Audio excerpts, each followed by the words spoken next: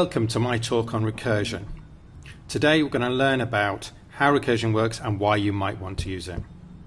Firstly, and I have to stress, do not watch this video unless you are very comfortable with how if statements work in Python and how functions work. And by that I mean fruitful functions that return something. Okay, with that out of the way, let's begin. So here's a nice easy example of some code. We have something to start up Turtle and make it fast. Turtle speed 0, obviously very useful, and a main function and a procedure call. Now this is just your normal vanilla coding. And what we're going to do is make this into something that's recursive. So recursion is about solving a problem within. So are you ready for the magic? You can actually call a function from inside itself. So here's the function we had before, and we add these recursive calls inside the function. And when we do this, you're going to see this happen. Now what is beautiful about this is that it keeps on calling itself within itself, and we have a general case. This is just a really nice example to show you how very quickly you can write elegant code that will reduce something and do something. Now let's move on to the hello world example that everybody uses when doing a recursion, a factorial.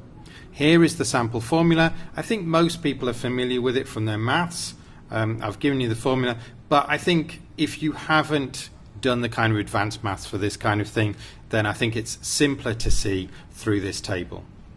So if you look at that, you can see how it goes and how it keeps on going through. Right, then we move on to the recursive function, and what we can see here is a recursive call.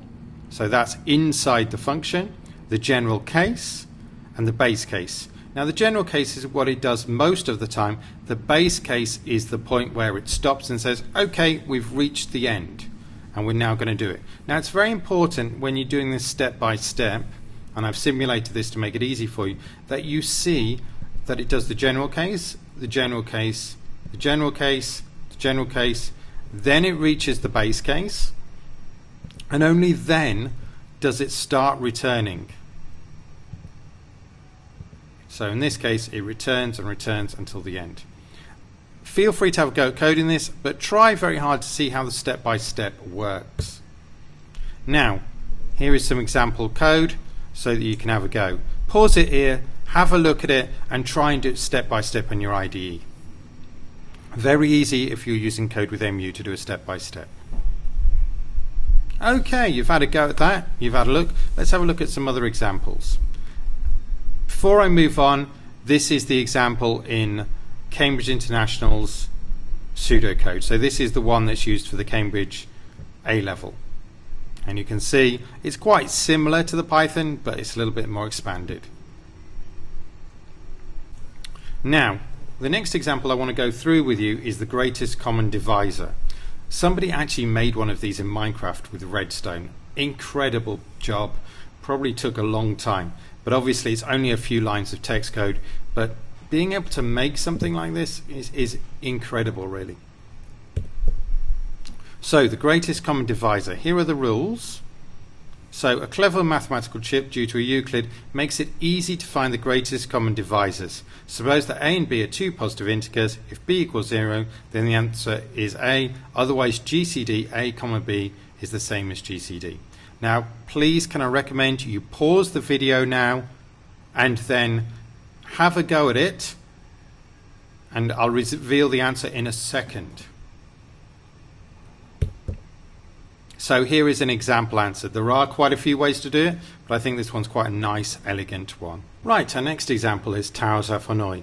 Move all the disks to another tower. Move one disk can be moved along the towers at any time. Only the top disk can be removed. No large disk can sit over on a small disk. So if you have a look at this animated GIF, you can see the solution to a 3-1. And I'm going to name my solution A, B, and C to make it relatively easy to have a play with. So have a look at this, decide which way you want to do this, and have a play with it, and then pause the video and see if you can solve this problem without the solution. Okay, I'm going to reveal it now. So this is one solution. There are many other ways to do it, but again you can see it's been solved in a very simple formula using recursion. Now this is another favorite, the grey code. Again, hopefully you can start to understand it. If you haven't found out what the grey code is, feel free to have a look at it, generate it, and then, as I say, have a go at this code and see if you can do it. Okay, here we go.